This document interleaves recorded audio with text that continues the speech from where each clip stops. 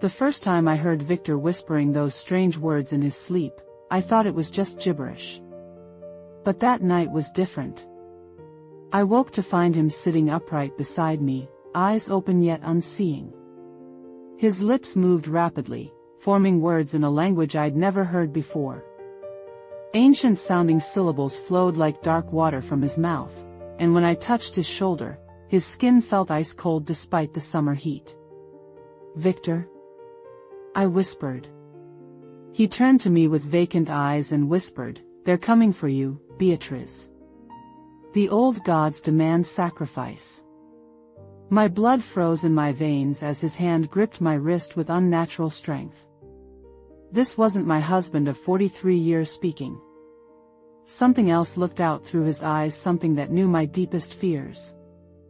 I pulled away, praying silently as a suffocating presence filled our bedroom. Whatever darkness had taken hold of him wasn't just spiritual confusion, it had been deliberately planted by someone who wanted to destroy us. I've always risen before dawn. The house is different in that hour-thin light, the kettle's first whisper, the Bible lying ready on the kitchen table like a friend waiting for conversation. I fold the pages open with the same care I used to fold the boys' uniforms. The paper is soft under my fingers, rimmed with years of scribbles, dates, promises, names to pray for. Prayer is the first action I take each day, a simple litany that sets the rhythm for everything that follows. My hands move through rituals without thinking. A cup of tea warmed in both palms. The window curtain shifted by a quiet breeze. I breathe scripture into the silence, not to be heard but to anchor myself. Faith, for me, has always been a set of small, repeated actions, a language of habit that refuses panic. The cross over the doorway is not an ornament, it is a border I walk through, every morning, consciously stepping into covenant again. I learned to keep the house as a sanctuary. Crosses hang in unexpected places, not to boast, but to remind us where we walk. A hymn will drift from the radio if someone forgets. The grandchildren know to come for a blessing when they leave. Courage comes when fear is named and prayer pushed beyond comfort. I remember not feeling brave, only necessary. The house seemed to hold its breath and wait for what would come next. A call Victor took in the garage, his voice different on the line. A smell on his coat.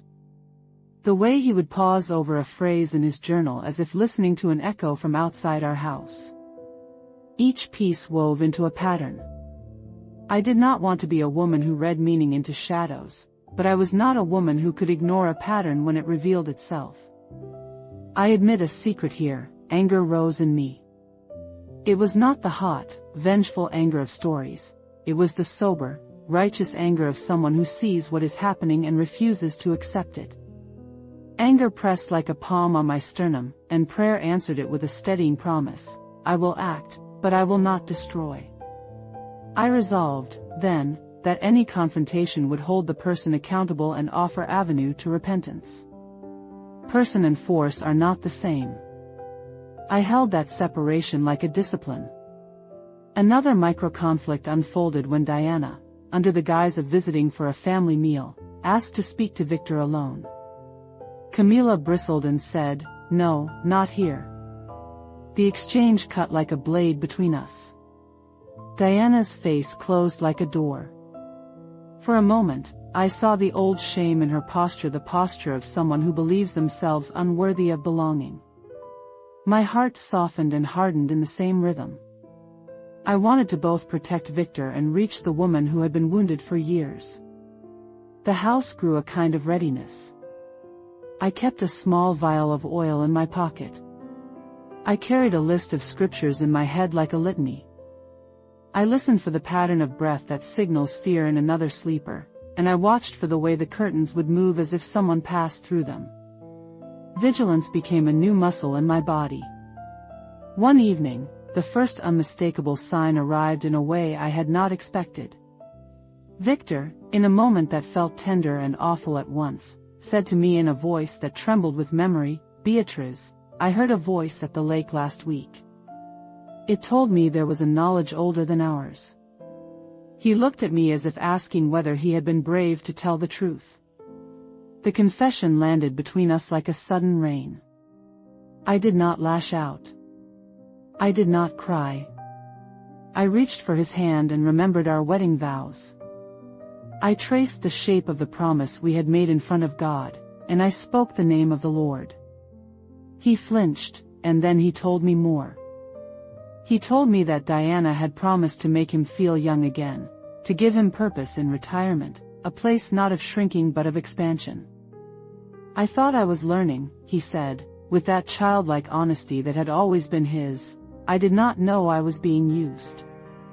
Those words unstitched a part of me I had not expected to feel. Betrayal usually has a face of deliberate malice. This felt worse because of the element of persuasion, someone grasping at belonging and making a bargain with destruction in exchange. I had to decide, in that small breathing space, whether to make the next move from fear or from faith. I chose faith. The next steps would not be loud. They would be calculated and prayerful. I would not set a trap, I would set a witness.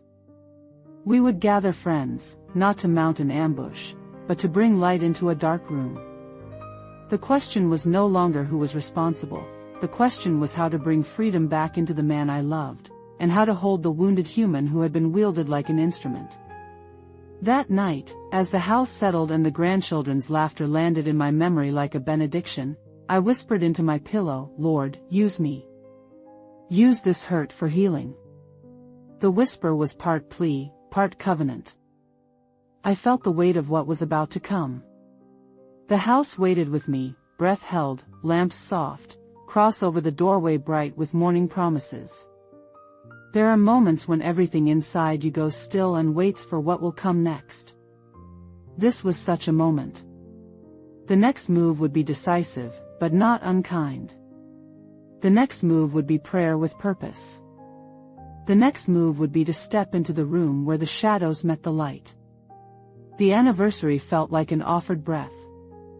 The restaurant smelled of lemon and bread, of a familiarity we had not needed to name. For a little while that evening, Victor's laugh landed where it used to, soft and predictable, and I let my hands rest on the table as if the world might stay that way. Then the phone buzzed, a small bright interruption. He read the screen and something in him closed like a window slammed by wind. The warmth of his face went dull, as if winter had arrived without warning in the middle of summer. He stood. "I need air," he said, the sentence folded and thin. He walked away from the table with the gait of someone who no longer recognized his own home. I followed him with the steady curiosity of a woman who had been married long enough to know when danger disguised itself as a habit. In the parking lot, under a fractured pool of sodium light, I watched him from behind a concrete pillar. He held the phone to his ear and spoke in a voice that made my teeth ache. Then, without warning, his lips shaped words that did not belong to any language I had learned. The cadence was precise, a sort of rhythm like a clock with a missing hand. When he ended, he collapsed against the hood of our car as if drained. Something rose in me then that was not fear exactly.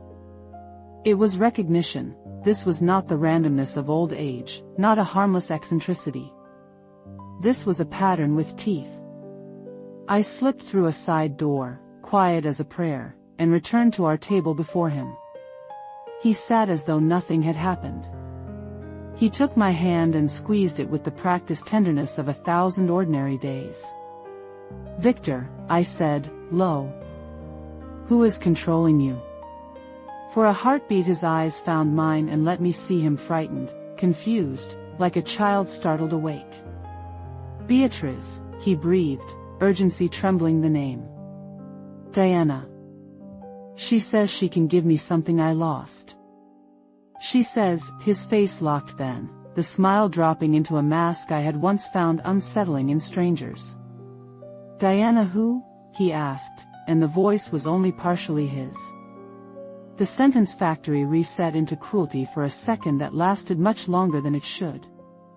That night I waited until he slept with the shallow, hoarse vigilance of a mother. When the house finally inhaled, I moved like someone bargaining for time. I took his phone from the charger and opened the message thread he left blinking. One message, time-stamped during dinner, read in short, brutal script: "Break the connection tonight or I'll take more than just his mind." My hands trembled, not from cold but from a weight settling in my chest. I scrolled and found images he'd deleted, a collage of sigils, a page of instructions, a photograph that made me feel as if someone had reached into my ribs. In the black and white grain of the photo, Diana's silhouette bent over Victor as he slept. In her raised hands there was something small and carved, and the way the light fell made it look like a crown. It was not simply influence anymore. It was an architecture of intent. Whoever had taught her these rites understood the spaces between people. They knew how to plant hunger in a lonely heart and then harvest everything around it. I left the phone where it would be found and carried the photograph to Pastor Samuel. He sat in his worn wooden chair like a man who had learned to receive confessions without flinching. He did not gasp. He did not scold. He put the image down and folded his hands as if laying a blanket over a wound. "This changes the field," he said slowly, looking at me as if we were both students learning the deep rules of a game we had never chosen to play. His voice was quiet but resolute. "This is not curiosity. This is work. Someone is shaping a door." I felt the word door like a chill. Doors are thresholds. Thresholds invite passage. There are doors that open toward mercy and doors that open toward ruin. What had been done in our house, what had been planted in Victor, looked like an opening made by deliberate hands. I thought of Diana in new light, not merely a polite niece who had been overlooked, but a person carrying a wound sharp enough to seek dangerous cures. Why her? Why Victor? The questions multiplied in me like coals. When a wound meets a promise of repair, especially a promise that confers power to the powerless, the bargain is often sold in small increments until there is nothing left to pay but the self. The journal in his toolbox confirmed the scaffold. Pages of neat handwriting gave way to slanted arcs and then to cramped lines written in a hand I barely recognized. The entries read like a retreat into a different geography, meditation. She wanted to believe there was still a human explanation. I wanted that too. But the journal's pages were a map made of ruin. They made claims that went beyond loneliness. We began to watch. Not with the fevered gaze of suspicion but with the careful surveillance of farmers watching for blight. We kept our lives as normal as possible, the grandchildren's visits, the same recipes, the same prayers before meals. Normality was a shield and a prayer. We learned to listen for the inflections in Victor's speech, for the set of his shoulders, for the way his eyes would move as if tracking a distant presence. Still, even with watchful eyes, the revelation continued to unfold in corners. A neighbor, Rosa, told me casually that she had seen Diana walking with Victor near the lake. The daylight detail of that sentence landed like a pebble. In the reflection of our kitchen window I saw myself as a woman made strange by the news. My hands did not know how to fold the dishcloth the way they had 1,000 times. There were moments I caught myself cataloging small betrayals as if they were entries in a ledger. A rosary misplaced. A child's drawing tucked into a drawer. The family wedding photograph face down on the counter. Each triviality was a signpost. The fabric of our home had been stained in places I hadn't noticed, and now I could read the stain as language. At night I had a dream that repeated itself, variation and echo. I was in the bedroom and felt a pressure at my back like a hand closing over the pulse of the house.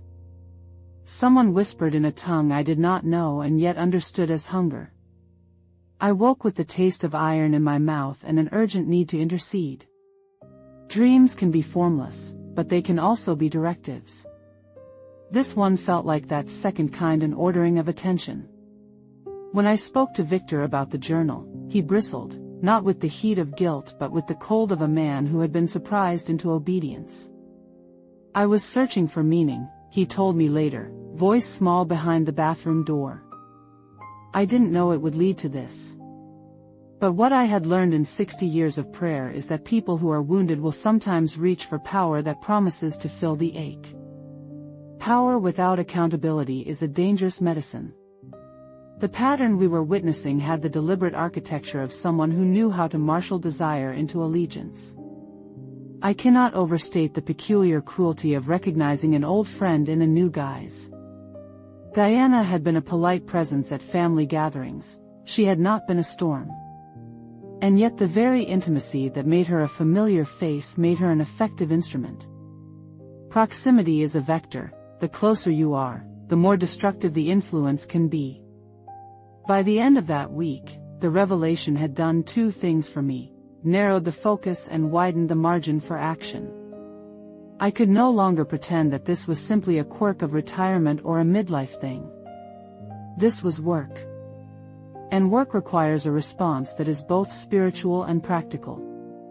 At dusk, I lit a candle by the kitchen window and set our wedding photograph beside it. I said aloud the promises we'd made decades ago, phrases that had lost none of their weight by virtue of time. My hands trembled as I anointed the photo with oil. I was aware of the strangeness of these small gestures, how old the formula seemed and how new the need to deploy them had become. I knelt to pray and asked for discernment that was not merely suspicion but wisdom. There is a difference. Suspicion fractures a household. Wisdom steers. I prayed for both the courage to act and the humility to know when to hold back. I prayed also that God would show me how to love a person who had become an instrument of spiritual violence. The revelation had a face now, and the face complicated my heart. The knowledge of who was manipulating Victor sharpened my resolve. It also made me realize that the coming choices would not be simple.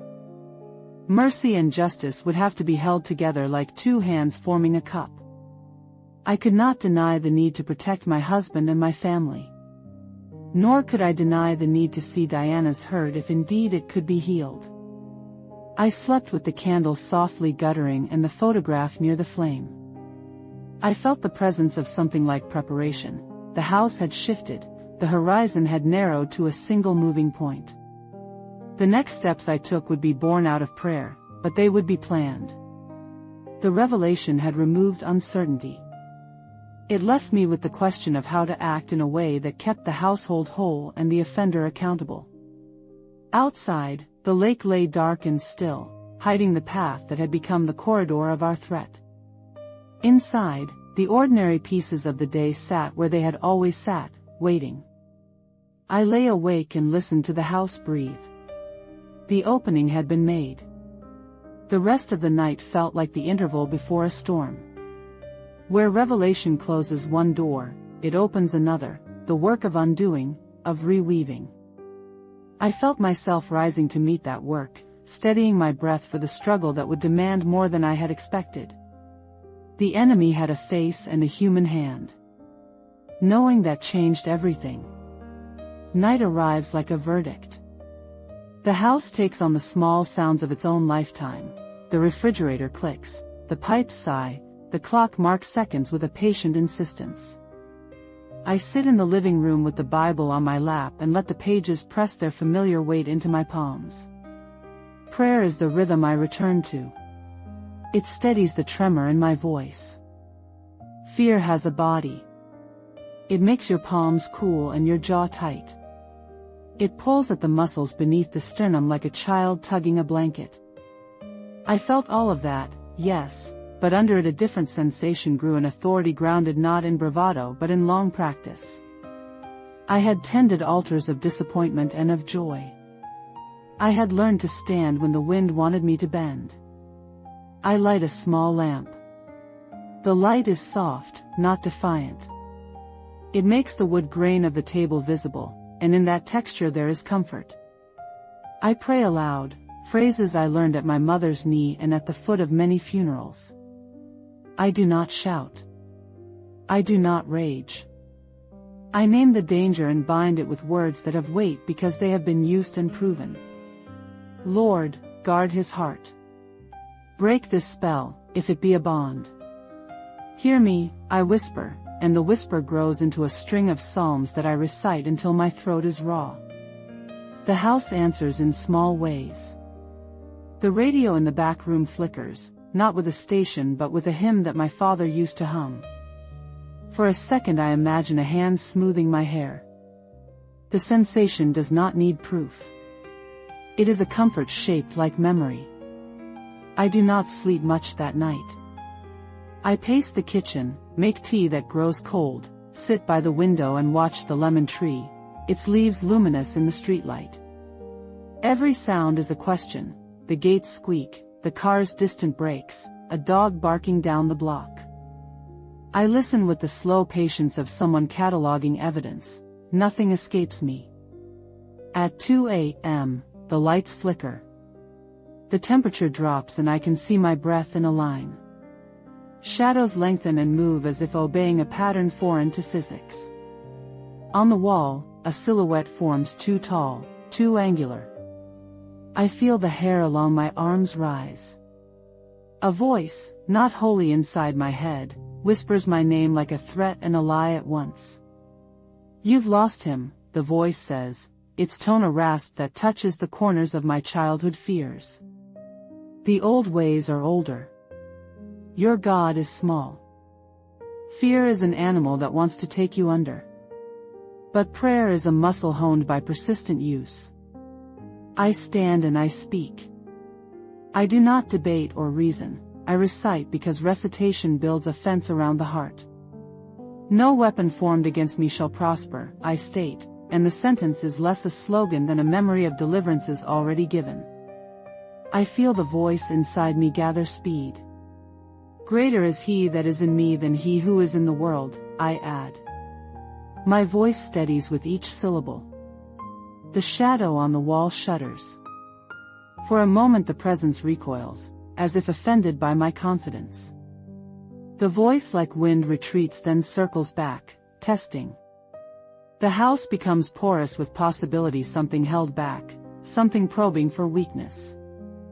I press my palms to the wooden tabletop. The grain is real beneath my skin. The world must not become only language. The ritual I perform is tangible. I move from room to room, anointing doorposts with oil. The nights blur into a rhythm of prayer and short naps. My voice grows hoarse. There are moments when exhaustion threatens to slip into resignation. I resist. Resignation is a luxury the enemy is glad to take from us. Instead, I harness the fatigue, giving it over to a deeper resolve. Pastor Samuel brings stories to steady me.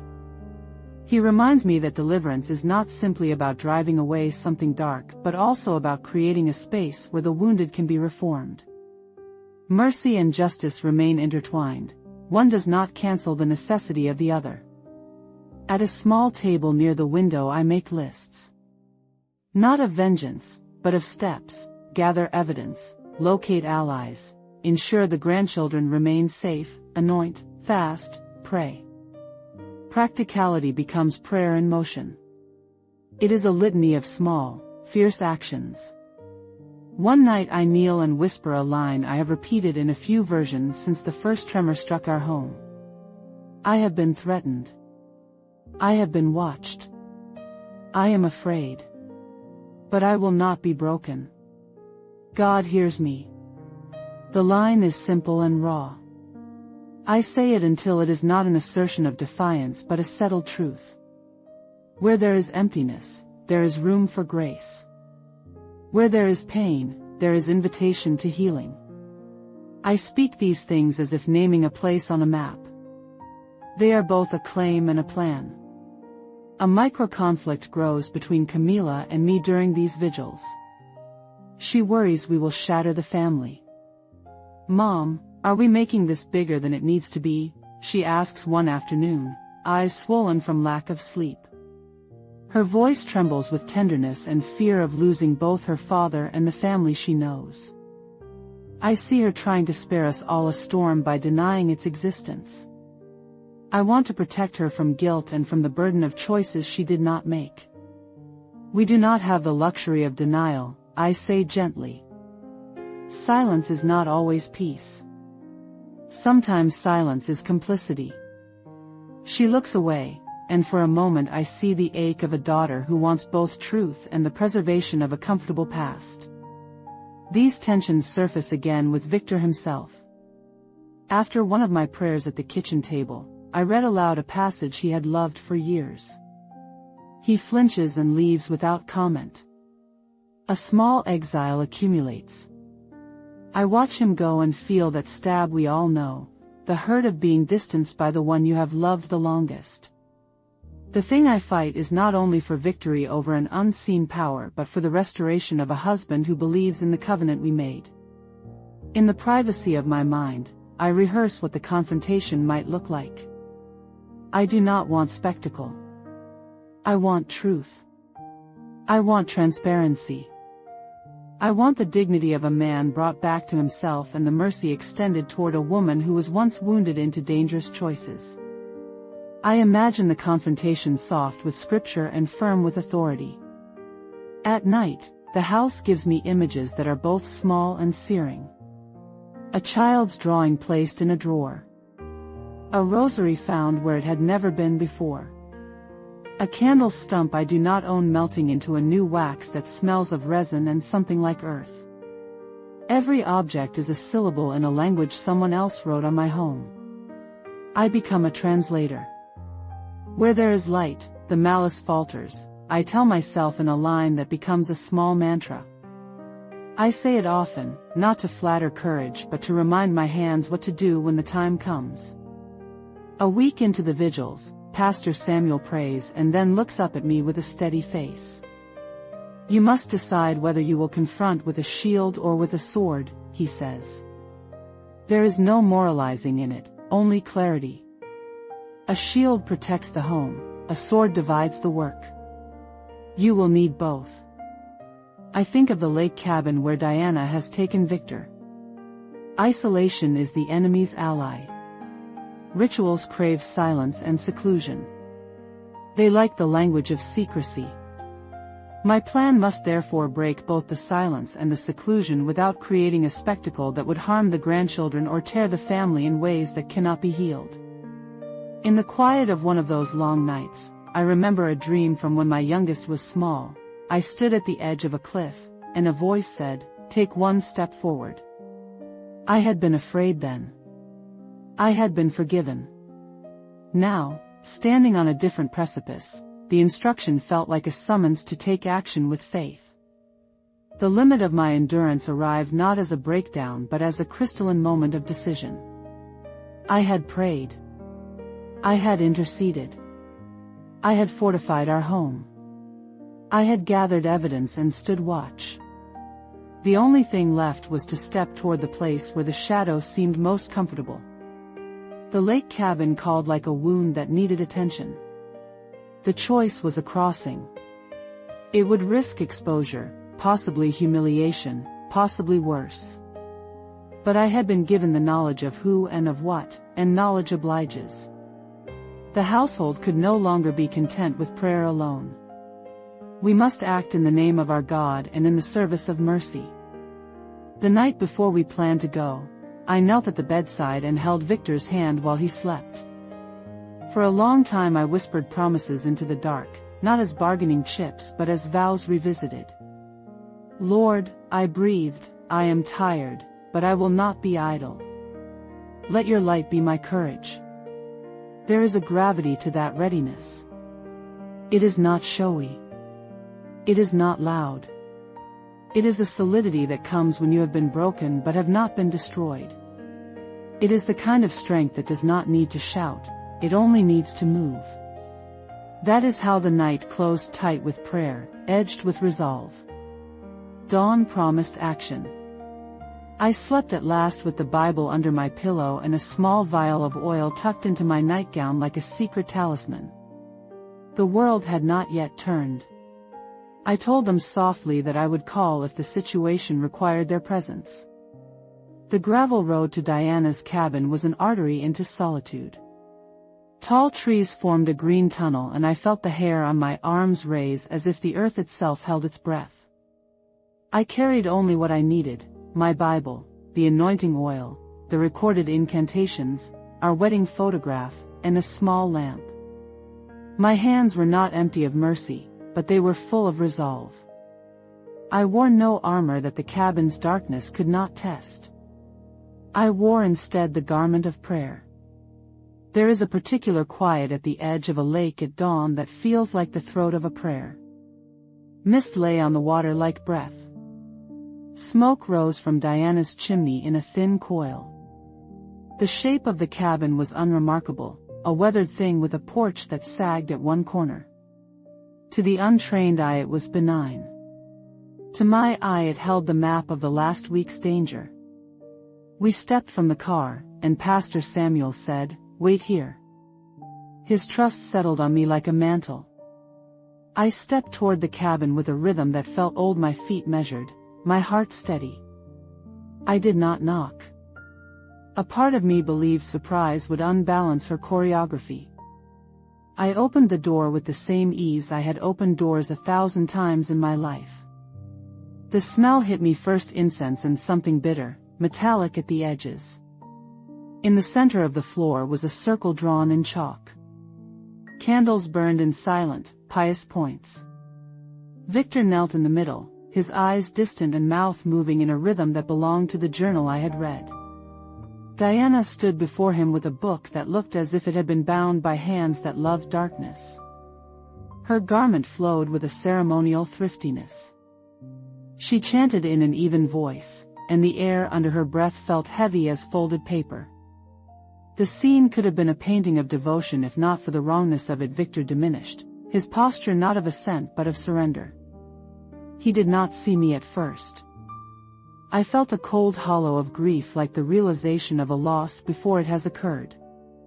There he was, the man who could make pancakes at dawn, who could recall the names of distant cousins, who had loved me when the house was a smaller thing reduced to a vessel. "That's enough, Diana," I said. The words were steady. They cut across the chant like a bell. She turned, anger flaring into a face that for a moment I hardly recognized. "How dare you," she spat, as if the world had taught her fury the wrong way. "This is sacred. Leave now." I stepped forward into the circle. The smell of the room twisted. "This is not sacred.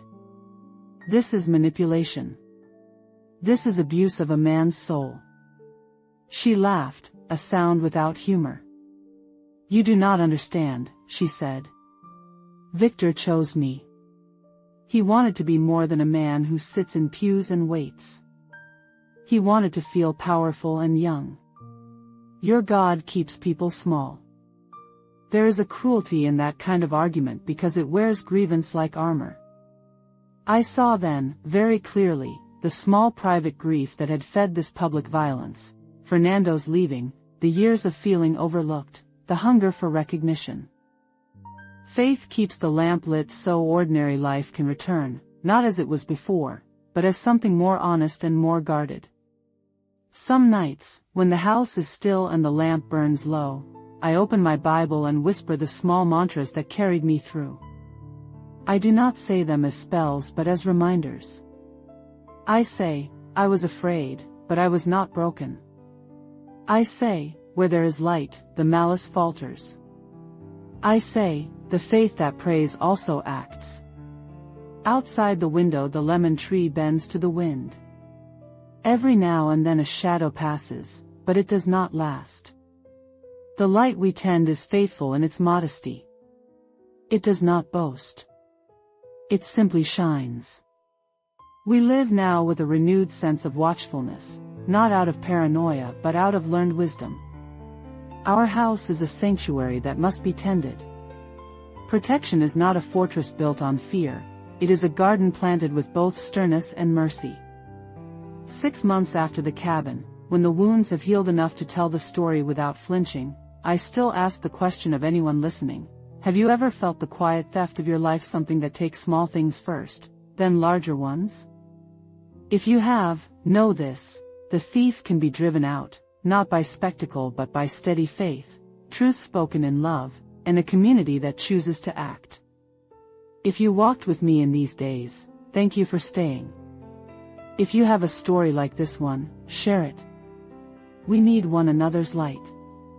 We need to remember that we are not alone. Where there is light, the malice falters. Where there is prayer, the path opens. Where there is love, there is room for both accountability and healing. The victory was not mine alone. It was, and is, ours. The cabin door gave under my hand with the soft, familiar complaint of old hinges. My palm felt the groove in the wood as if it were a map I had read 1,000 times. The smell hit me first: incense, resin, and that metallic edge I had learned to recognize as the scent of ritual carved from desperation. The room was low with smoke and candlelight. A circle had been drawn on the floor, thick chalk lines like a wound traced carefully. Candles burned at the compass points, their flames leaning as if listening to a voice I could not yet name. Victor knelt inside the circle, hands clasped, shoulders bowed in a posture that once had been prayer and now had the hollow look of surrender. His lips moved, not in my language, but in the same slow, rolling cadence I'd heard at night when sleep became a doorway. He looked smaller in that posture, as if someplace inside him had been taken away and left empty.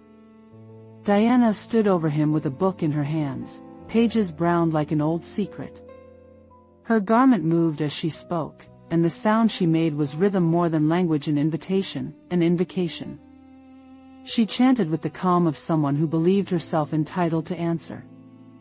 The room tasted of something hungry. I did not let the sight unbalance me.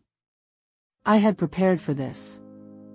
I had practiced breathing with prayer until my chest was steady. I had spoken aloud to God over the drive here, carrying our wedding photograph wrapped in cloth, my oil vial warmed in my palm like a promise. I had walked into this moment with purpose, not with a fury that would only feed the theater of darkness. "That's enough, Diana," I said, and my voice fell into the room like a command that belonged to a different authority. She turned as if she had been waiting to be challenged. Her face split into anger and then into a flash of recognition that I did not want to meet. "How dare you come here," she spat. "You have no right." I stepped over the chalk line. The air changed under my feet. The candles seemed to shiver. For a blink the cabin belonged to the ritual, and then it did not. The boundary I crossed was not only a line on wood but a decision, would not cede this man or this moment to whatever had found a voice in him. "I have every right to come for my husband," I said. "What you do here is not sacred. It is theft." She laughed, a brittle sound.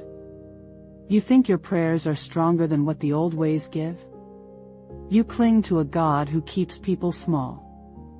Victor chose this. He sought meaning. He did not look at me.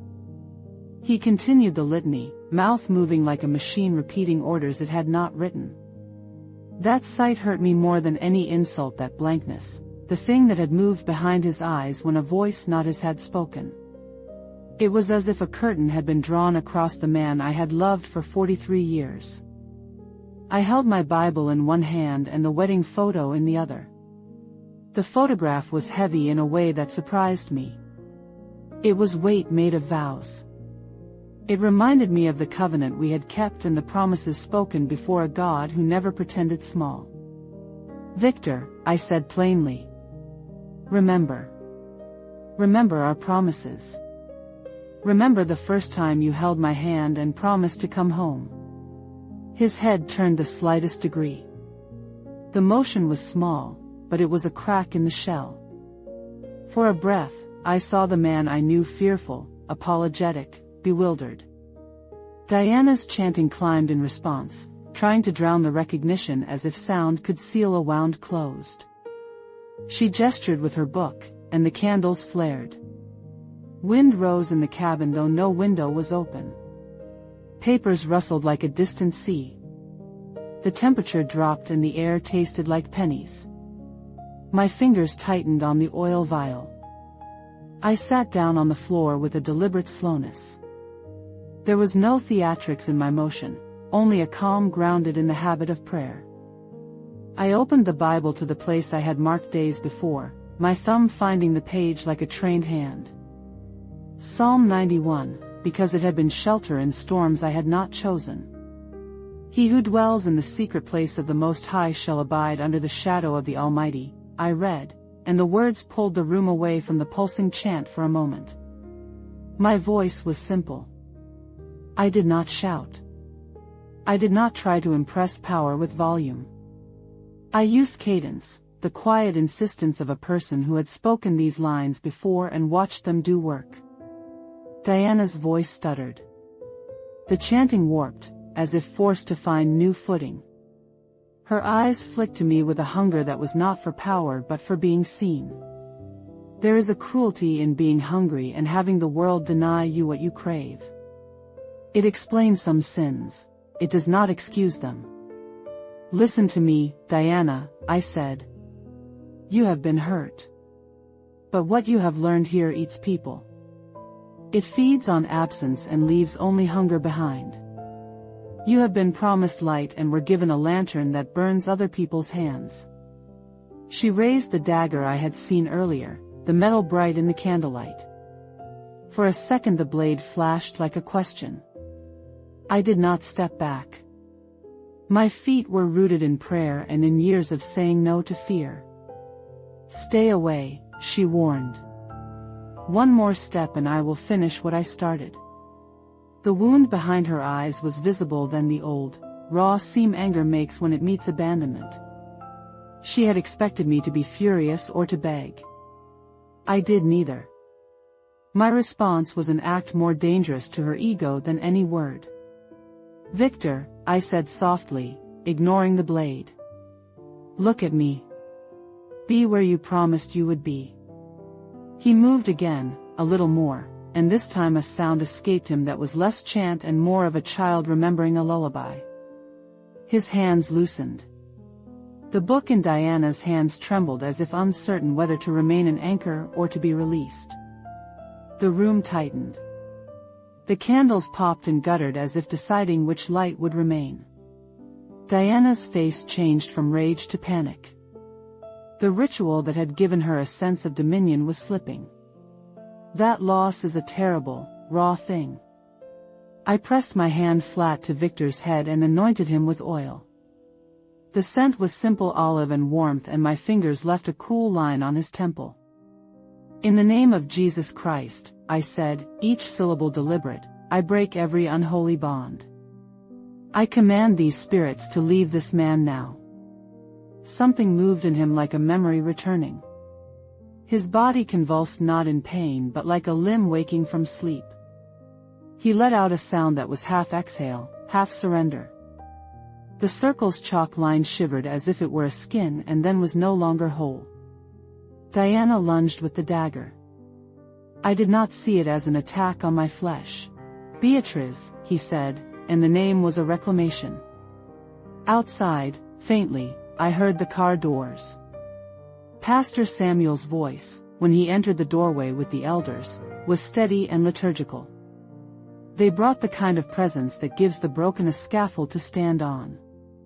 They did not burst in with spectacle. They knelt, they prayed, they bound and loosed with the vocabulary they had learned in rooms like this one. The room exhaled. The candles burned down to honest stumps. Smoke thinned. Something that had been pressing at the edges of the air rolled back as if embarrassed by the light. Diana lay back against the floorboards and trembled. Victor slept a true sleep at last, a sleep that felt like forgiveness. Not every battle ends with a shout, Pastor Samuel said later, his hand on my shoulder. But this one opens a way. We did not tie up every loose end that night. I do not tell stories as if life is a neat bow. There were practical things to do, photographs to catalog, evidence to hand to those who would oversee Diana's accountability, a plan for counseling, arrangements so the grandchildren would not be exposed to further trauma. I also knew something else. Even now, vulnerability remained. Healed people can still carry scars that catch at corners of their marriages and families. Trust is an economy that must be replenished in small transactions. Forgiveness does not erase damage. It sets a path for repair. That night, as we drove away, snow of mist rose from the lake like an answer to prayer. Victor rested against me, exhausted, his breaths deep and regular. Diana rode with Pastor Samuel, small and broken, not abandoned to shame but watched and shepherded. The elders moved with a care that felt like the church's hands had reached into a wound and would not leave it to fester. I looked at the cabin as it shrank behind the trees. The place felt ordinary again, merely a house with smoke in its chimney. But I had seen what had been done there. I had seen how cunning sorrow and cunning sin could masquerade as salvation. I had also seen something else.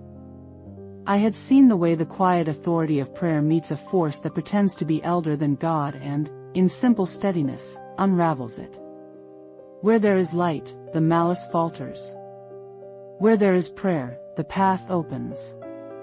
We were not finished. But the first line of the wound had been closed. We would go home and begin the longer work of tending. The drive back felt long in the way that healing does. Every mile was a small step. Victor slept most of the way, mouth slack, exhausted in a way that had nothing to do with bodily fatigue and everything to do with spirit returning. Once he shifted and then settled, and I laid my head against the window and prayed not only for him but for the household we had almost lost. We came in through the back door. The house remembered us with ordinary sounds, the drip of the faucet, the faint rattle of a window screen. Those small noises felt like mercy. The crucifix above our door hung straight and steady as if no wind had touched it at all. At the kitchen table, Camila met me with wet eyes and a face I had not seen since the first strange weeks. She had been waiting, torn between fear and indignation, between wanting to protect her father and wanting to blame him or the one who would steal him. She hugged Victor the way an adult hugs a child who has been rescued from water relief and terror braided together. "Mom," she said later in a small, honest voice, "I was afraid you were making this bigger than it was. I didn't want to break him any more than he already was." I took her hand. That small touch was a balm. We had a battle within our own family about how to respond. There had been accusations, whispered resentments, and in Camila's case a fear that confrontation would hurt more than it healed. That is the thing about love, sometimes it must risk pain in order to preserve life. We set the house to work on quiet, steady things. I made tea and set out the wedding photograph on the table. I took Victor's hand and laid out for him, gently, what had been found photos on his phone, the journal entries, the rituals. He listened, eyes heavy, shame and horror mixing with gratitude. "It started small," he said in the voice of a man trying to stitch memory back into place. "She called it meditation. Then she asked me to go to her cabin on Thursdays. It felt like attention. It felt like being alive again. Then it became only her voice, then something else. I remember being cold and hearing something say that I would be more if I let it in. We spoke plain truths. We did not make light of the seduction. We did not paint Diana as a mere villain without pain. We separated the person from the force in speech. Diana had done harm, but she had also been harmed. That separation allowed us to grieve and to set boundaries without becoming cruel. Pastor Samuel and some elders stayed the night in the spare room. They offered prayers that were not dramatic but that had the rhythm of someone who prays often for people who have been stripped bare. We circled Victor in low voices. We read scripture, we anointed, we sang under our breath. The house filled with the delicate noise of faith coming back into practice. Victor slept 15 hours, and when he woke it was like watching a field respond to the first rain. His eyes focused longer. He laughed once, a small surprised sound, then sobbed for the things he had missed while he had been empty. He told us about the cold, the voices, the way a ritual can feel like being offered belonging when you have been abandoned. We listened. We prayed. We forgave. Diana was taken to the parsonage where Pastor Samuel's wife, a woman who had counseled others through darkness, began the slow, deliberate work of disentangling a hurt mind from the doctrines that had gripped it. For 3 days she stayed there, under watch, in counseling, participating in deliverance prayers that were painful and tender at once. On the 4th day she asked to come and see us. I had imagined every scenario, a woman hardened into a zealot, a woman defiant and unrepentant. Instead, the door opened and a different person stepped across the threshold. She looked smaller, not humiliated but softened, as if a part of her had finally been recognized as human. "I am sorry," she said before I could speak. The apology came with a tremor of relief, like someone handing over the last piece of weight. I didn't know what I was doing. I thought I was taking back what was stolen from me. I was wrong. We talked, as we do when we want to repair what can be repaired. She told us about Fernando leaving, the years she felt overlooked, the nights she spent reading promises in forums where loneliness sells itself as mysticism. She told us about the way those rituals made her momentarily feel important. She wept for ways she had betrayed us and for the man she had used as a vessel. Victor listened. He did not yell. He did not shame beyond what truth required. He sat with the slow dignity of a man who had been undone and then found himself again. "I forgive you," he said finally, and the room held its breath.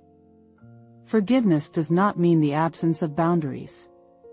It did not mean we would forget.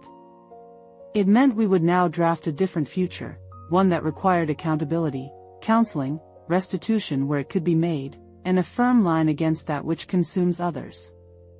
Diana agreed to enter the program Pastor Samuel had arranged: counseling, a schedule of service in a community that would hold her, and strict boundaries to prevent her from practicing anything that could harm others.